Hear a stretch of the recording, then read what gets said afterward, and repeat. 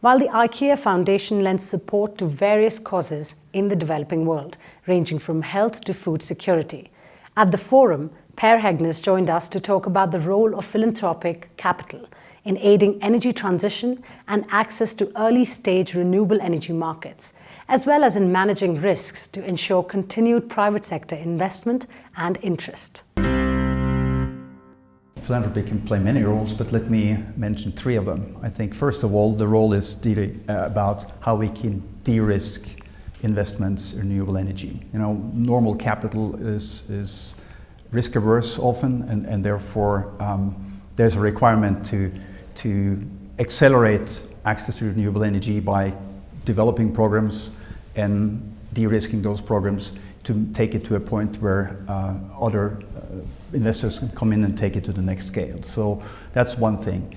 The second thing is really about taking that risk and showing what works and what doesn't work, and making those early risky investments and demonstrate, take learnings and demonstrate how you can do this in a way that's over time is going to be able to scale and be attractive for other capital investors to come in and take it to a different level. Then philanthropy can go back and focus on something else.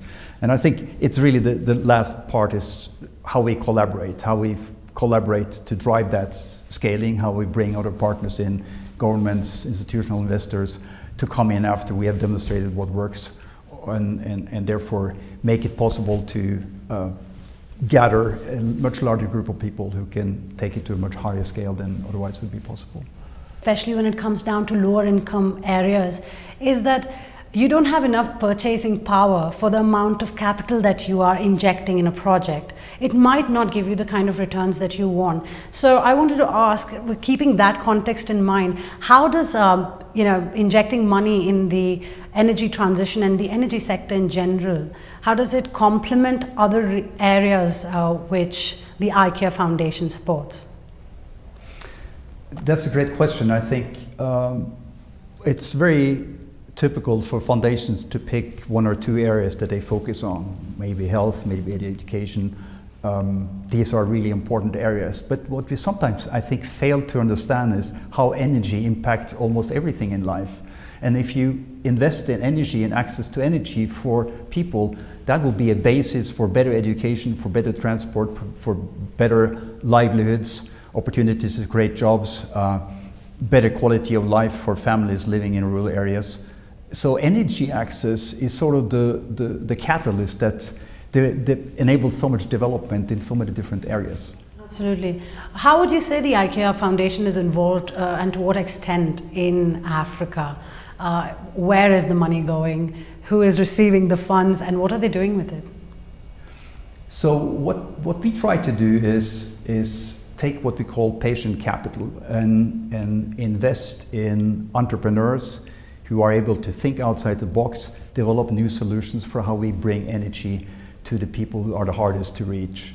We invest in those entrepreneurs. Over time, it won't be a great return on investment in financial terms, but it could be a fantastic return on investments in enabling people to have a better quality of life. And so we try to do that through partners that we have across sub-Saharan Africa. Now, we also do something to build these coalitions and bring many more partners together. So when we decided to go together with the Rockefeller Foundation to invest in what we call the Global Energy Alliance for People and Planet, that's an attempt to try to bring many more partners from the financial industry, from the development banks, from the governments, from philanthropy, to come together and drive this at a much faster pace that otherwise would have been possible.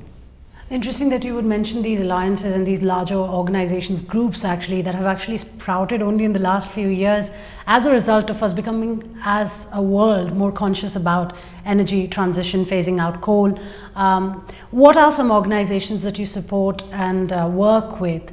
And what kind of impact do you expect from that, and what have you seen so far?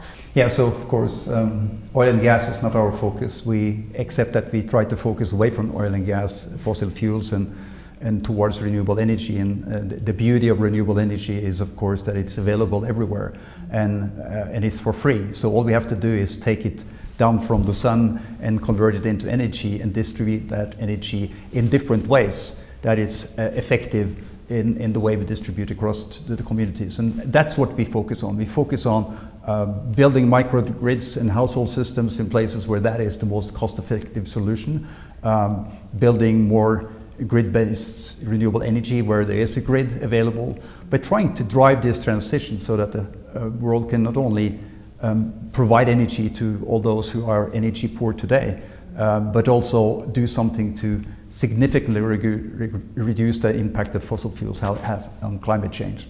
So it's a dual focus, and all our focus as a foundation is either in the area of reducing climate change or improving people's livelihoods, because we believe those are the two most important threats to children's future, and our focus is on improving the future of children.